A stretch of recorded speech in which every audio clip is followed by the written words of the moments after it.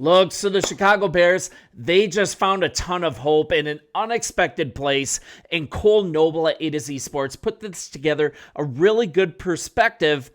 But I want to start with saying let's look at what last year was, and let's look at what it was not, and how last year, in a particular perspective, really gives us tons of hope for one Caleb Williams. I mean, what it showed us about Caleb Williams last year, the situation that he was faced with, it's kind of hard to accurately predict how things are going to change for the better for this upcoming year just based on last year. But you got to look at one particular spot, and that's the fourth quarter, because this offense was one of the worst overall units in football when it came to not only efficiency, but overall productivity. So where does the blame lie? Does the blame lie on Caleb Williams? Maybe a little bit, but I think it's a struggling offensive line. Obviously, overall game plan was lacking, and it's almost like Caleb Williams entered every game with one hand tied behind his back and hopping on one foot, if that makes sense. Just kind of a ridiculous situation that he was dropped in during his rookie year. But let's look at his late game brilliance. Let's not look at the win-loss column. Let's look at his late game brilliance. And it's really already being talked about by head coach Ben Johnson. What we thought about Caleb was when the lights are bright, he's going to show up. It felt like the game slowed down a little bit for him last year, and he was just able to go out and find an open guy and get that completion. I mean, he is referring to practice at this point, but he already had that expectation in his mind when he came to coach the Chicago Bears. And really, let's look at this fourth quarter performance. I think this is really important to see. So kind of talking about the head coach saying when the lights were the brightest, look at how he absolutely balled out. Look at the fourth quarter last season. He ranked top 5 in passing yards with 1,108, passing touchdowns, top 5 in the NFL in the fourth quarter with 10, only 2 picks on top of that. And that's actually, like I said, basically in every game with one hand tied behind his back because of what a bad situation he was plugged in every single week down the stretch. And I'm not talking about wins. It's hard to blame Williams for not being able to close games out and getting his team into a position to win, because he actually did so on multiple occasions, and due to coaching and just general ineptitude of Chicago Bears last year, they could not close a single thing out. And kind of further down, you see this posted here. This is kind of a bonus here. So much talk about CJ Stroud being offended by Caleb Williams. Maybe Caleb Williams did not want a lecture right after a really tough win. And also, where's the lecture coming from? I don't think CJ Stroud is any better than Caleb Williams. I actually think Caleb Williams is vastly superior. Let's look at their numbers last year. 3,910 total yards, Caleb Williams. Better than that, 4,031. 19 touchdowns, 20 touchdowns, playing in an absolute garbage dump of a team last year. And then you're looking at 12 interceptions. Caleb Williams cut those in half with 6 picks. So I don't even want to talk about the narrative between Caleb Williams kind of dissing CJ Stroud. I think CJ Stroud just wasn't in a position as a second-year player to be lecturing a rookie after a really bad loss. I just think it was kind of an overstep. So I think we can blame a lot how the offense was structured last year, how it operated through the first 3 quarters as well. That created the problem areas, that created like the really bad situations that Caleb found himself in the fourth quarter. But if you look at these numbers, top 5 in the NFL in almost every single category in the fourth quarter, Ben Johnson is right. When the lights were brightest, that's when Caleb Williams really shined. So this offense, even looking at the opening scripts last year, absolutely horrible, absolutely predictable. And you're also looking at Chicago going all 17 games without scoring a first drive touchdown. And out of those 17 games, 13 opening drives ended in a punt or a turnover on downs. Only 6 points total scored by the Bears on their first offensive drive. That's absolutely ridiculous. So this video isn't all going to be about hyping up Caleb Williams, telling you that he had an absolutely fantastic year for the ages when he really didn't. That's not what I'm trying to do here. But I am trying to focus on the fact that with these changes on this team and with Caleb Williams' performance in the clutch last year, game-winning drives only for the team to like squander them, right? He did it time and time and time again. And to further reinforce this clutch gene that Caleb Williams has, what about our new head coach? By comparison, let's look at the Lions offense under Ben Johnson and see, combined with Caleb Williams' clutch gene in the fourth quarter, and I truly believe that that's true, combined with how Ben Johnson scripts games, how Ben Johnson puts his players in position to win, how Ben Johnson tailors his game plans to actually cater to the strengths of his players. That's a novel concept, right? One that is completely foreign to us. Let's look at what Detroit did. Detroit scored 6 touchdowns on the opening drives of games in 2024. Early game success, Jared Goff ranked inside the top 10 in positive play percentage and explosive play percentage during the first quarter. Man, that'd be so nice to have. And that's according to Sports Info Solution. They're crazy there, the stuff that they come up with. Caleb Williams ranked 35th in positive play percentage and 33rd. There's 32 teams, right? 33rd in explosive play percentage in the first quarter, and that's among 35 quarterbacks with 50-plus attempts. Guys, we're talking about playing from behind, being in absolutely poor situations. And granted, some of it can be on him.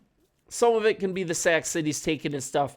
But you look at consistently poor game scripts, consistently poorly called games. Getting Ben Johnson here, combining him with Caleb Williams, I think is going to be a fantastic thing, because you cannot tell me that Jared Goff is even in the same stratosphere of athletic talent and potential that Caleb Williams has. I don't think it's even close. And it was not close enough for Ben Johnson to leave a really good situation coaching this quarterback, which he's a heck of a nice guy. I really like Jared Goff. Watch Quarterback Season 2. You really get so much insight into the kind of dude that he is. He is a stand-up guy, a guy that you can really root for, unless you're a Bears fan. But contrasting their athletic profiles, it's not even close. And combining Caleb Williams with Ben Johnson, I think it's going to be an absolutely ridiculous thing. The Bears played from behind so much. Williams was continually put in poor situations. The offense had to be one-dimensional, had to be forced to pass in the second half, and really fully abandoning the run to play catch-up. It's absolutely ridiculous. We were looking at, let's contrast that as well. Chicago's offense, 213 rushing attempts, and I really thank this A to Z Sports article for providing these stats. Just such a fantastic source here. You guys, I want you to read that article in its entirety. I'm just trying to highlight bits and pieces of it. Chicago's offense had 213 rushing attempts in the second half. That ranked 23rd in the league. 308 passing attempts. That ranked 6th. So look at Detroit with a contrast. They were 8th in second half rushing attempts with 260. They rarely played from behind. And Ben Johnson was able to keep defenses honest here during the first 3 quarters. Let's continue to break this down. Chicago's offense averaged 11.12 points per game. The Lions averaged 26.64. That's absolutely ridiculous. And like games like Week 11 against the Jaguars, it's a great example. Let's kind of break this down further. Detroit, they ended up scoring a touchdown on 6 consecutive drives to start that game to create a 42-6 lead in the third quarter. Then they held the 37-9 lead over the Cowboys by the fourth quarter. Guys, Detroit was a team that started out fast, and I think he's going to bring that to Chicago. Now we got this poor situation with Williams that he faced in the third quarter. Led the NFL with 16 sacks. The only player that had more total pressures faced was Sam Darnold. Goff, in contrast, only sacked 6 times in the third quarter all season long. So the third quarter, all this pressure, all this that's when the team becomes one-dimensional. If you were the Chicago Bears last year, that's when the pressure really started to show. That's when game scripts just completely went out the window. Crappy game scripts, I know they were, but even those went out the window, and it's like just playing hero ball because your team has gotten in such a hole due to lack of aggressiveness, due to lack of proper game planning, and yeah, maybe some rookie yips at times from Caleb Williams. The thing was, he wasn't turning the ball over. Absolutely great at holding on to the ball as far as not getting rid of it, but also absolutely great at holding on to the ball perhaps too long and taking some sacks that he should not have. So I want to kind of be completely fair here, but I think Ben Johnson coming in and modifying this offense, building it from the studs up to fit Caleb Williams, and also you see things from like OTAs, you see things from the mandatory minicamp. These instances, this film of Caleb Williams dropping back quickly from the pocket and throwing to the middle of the field, like right over the center's right shoulder. And we actually have a center who can hold the block now. Just really encouraging to see where this offense is going to go. So now we're kind of looking at Ben Johnson's role. What's that in helping Caleb Williams become a complete quarterback, right? It of course starts at game plan. Sounds simple enough, but it was something 2 head coaches and 3 different offensive coordinators couldn't get done in 17 games last year in Chicago. We're talking about a game genius, a guy who's so innovative, and he really specializes in taking the pressure off his quarterback. Because like I said, the athletic profiles, you can't say that Jared Goff is the smartest quarterback in the league. You can't say he's the most athletic in the league. But what he did, he was given a structure that he was able to play inside, a structure that prioritized clean pockets, a structure that prioritized high percentage throws, plays that were actually built to come off the back of the play before, like chaining up this vision for a creative offense that kept defenses off kilter, but also weren't predictable. What am I trying to say? They were just offenses that were creative, not predictable, and also offenses that valued high percentage plays. And I think it's going to be just so refreshing here. And with Williams, it's being said that Johnson's first goal with Williams, he kind of stripped and rebuilt his mechanics a bit. Like not everything, but fixing his footwork, his timing and drops, and play calling. Talking to him about body language, clarity of calls in the huddle. How he shepherded other players on the line and in the locker room and outside. I think this rebuilding of his mechanics wasn't just on the field and wasn't just with footwork. Teaching him how to be a leader on the field. You're looking back here too. Back in late October, Williams, he said, "I do want to be able to control as much as I can." And think about that statement. A lot of people didn't put a lot of time into that. The thing was, he didn't say that he wanted to do it himself or that he didn't trust his teammates. I think it was a cry for help back in October. I think it's a guy that wanted to be in command of his offense. He wanted to have trust from his coaches to operate within the scheme. I mean, being an extension of the play caller, but there wasn't a play caller. Now let's see what Johnson says, how this matches up. What Johnson said about Williams before the team exited for summer break. And this is really telling, and I'm just going to end with this. We've loaded him up. We've tried a number of different things, long play calls, multiple plays at the line. I mean, he's doing multiples here. Tempo, we've dabbled here and there and everywhere really throughout the springtime. So come a little bit more natural than others for him, but I do think that we've seen him get better in really all facets. Williams needs to understand the full playbook. I know it's going to be robust. I don't think that's ever been a problem with him. It's going to be new audibles, multiple reads. It's just going to be a lot to take in, but I think the coaching staff is there. I think Ben Johnson is there to be with him, to help him succeed. Certainly going to be there watching film with him.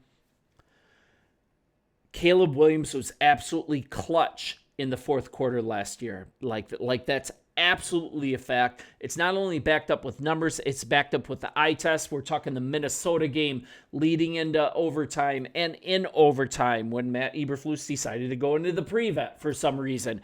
You're looking at that Hail Mary game against Washington. Caleb Williams absolutely won that game at the end. Absolutely won it.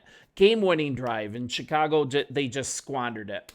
It's not all on the shoulders of Tyreek Stevenson either. Absolutely Bush League job by Matt Eberflus, allowing that extra completion to even get him in a spot. And he said later, I let them have it. I get frustrated when I'm talking about Flus.